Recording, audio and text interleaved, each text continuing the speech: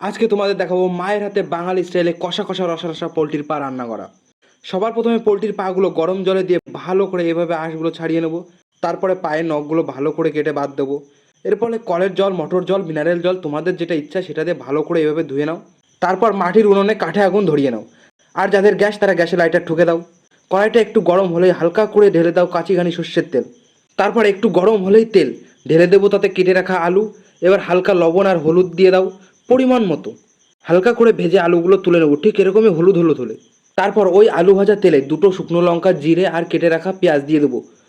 তোমরা চাইলে তেলে আরেকটু তেল দিতে পারো যদি কম মনে হয়। এগুলো হালকা একটু ভেজে নাও।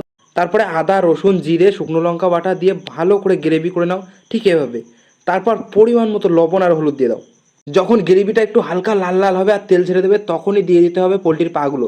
যখনই এরকমই হবে, তারপর ভালো করে মাখিয়ে দাও হাতা খুন্তি দিয়ে, যেটা যা পারো। ভালো করে মাখা হয়ে গেলে হালকা করে গরম জল ঢেলে দাও। এবার যখনই ছাড়বে গন্ধ, হালকা করে ছড়িয়ে দেবে গরম গরম মশলা গুঁড়ো। তারপর 5 থেকে 7 মিনিট পর লাভিয়ে নাও গাবলায়। তারপর গাবলায় থেকে ডাইরেক্ট পাতে নয়, মুখে দাও ঢুকিয়ে।